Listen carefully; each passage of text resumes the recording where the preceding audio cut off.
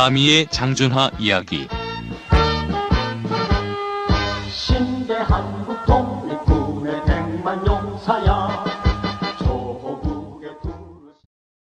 도서출판 세계사가 청소년을 위해 펴낸 쉽게 읽는 돌베개의 내용을 요약해서 읽어드리는 달님 똑똑 장준하 이야기입니다. 생전에 장준하 선생님이 돌베개를 팟캐스트 방송으로 알린다는 소식을 듣고 기뻐하셨던 한겨레 신문 고 이수윤 기자님이 이 방송을 듣지 못하신다는 것이 안타깝습니다. 고인의 명복을 빌며 장준하 선생님의 이야기를 들려드리겠습니다.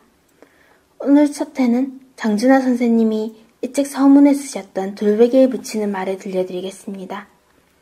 돌베개에 붙이는 말. 이 이야기는 중국에서 지낸 단 2년간의 체험수기이다. 일제의 폐색이 짙어가던 1944년부터 조국 강복이라는 간격이 민족의 순교처럼 펄럭이던 1945년까지 나는 부끄러울 거 하나 없는 20대의 젊은이로 살았다. 그로부터 4반세기가 지나 지금은 내 나이도 50줄에 들어섰다.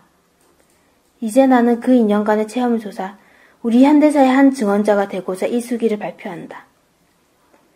오늘날의 정치 현실은 나로 하여금 주저없이 보들뜨게 했다. 나는 그 당시의 국내외 사정과 우리 젊은이들의 저항정신을 내 눈으로 본대로 기록해야겠다는 사명감을 가지고 이 글을 썼다. 내 증언은 몇 가지로 요약할 수 있다. 첫째, 나는 일제 말기에 끌려간 한국 학병들의 저항정신에 대해 썼다. 내가 갔던 것이 중국이었고 학병이라 이름으로 끌려갔었기 때문에 중국 대륙의 학병 이야기만을 쓸 수밖에 없었다. 수많은 우리 젊은이들이 학병이라 이름으로 끌려가 일제투쟁한 이야기는 요즘의 새로운 세대들에게 하나의 교훈이 될 것이라 믿는다. 더구나 1945년 이후에 태어난 세대들에겐 그 당시의 시대 상황에 대해 새롭게 이해할 수 있는 계기가 될 것이라 믿는다. 둘째, 나는 중경인시정부를 중심으로 한 우리 선조들의 독립운동에 대해 썼다. 중경인시정부 안팎의 분위기와 정부 요원들의 생활상을 숨김없이 기록했다.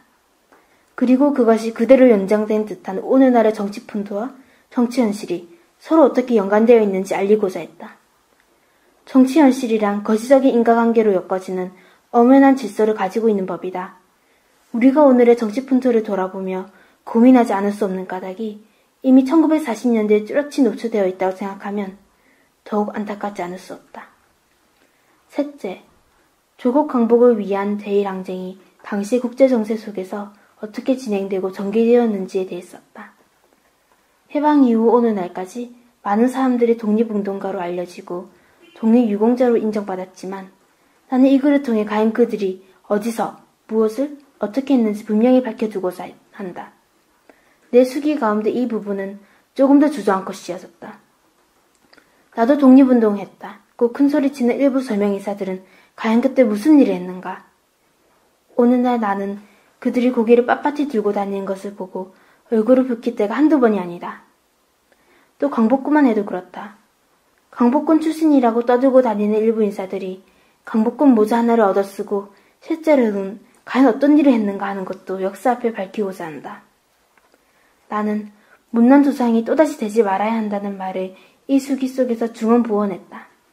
나는 이 말을 각막한 중원 대륙의 수수밭 속에 누워 마른 입으로 몇 번이나 되씹었고 또 이 말을 팍촌령에서 눈덩어리 베개를 베고 얼어 죽지 않기 위해 밤을 지새우며 부르짖었다.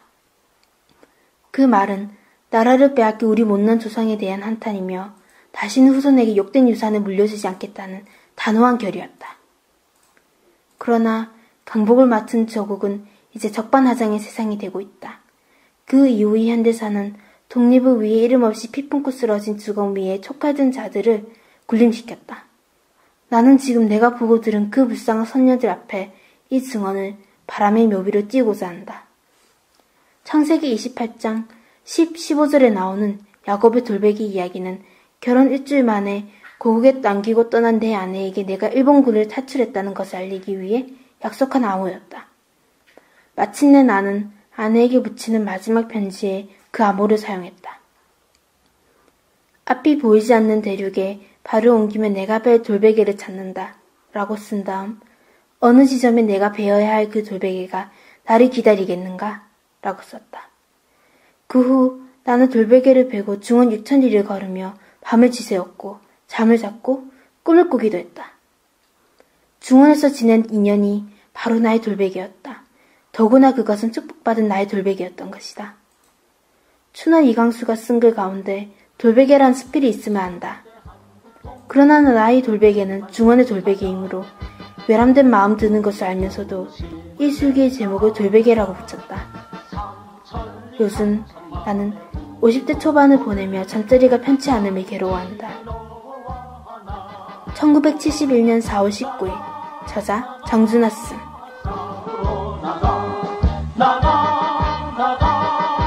싸우러 나가 독립문의 자유종이 울릴 때까지 싸우러 나가세.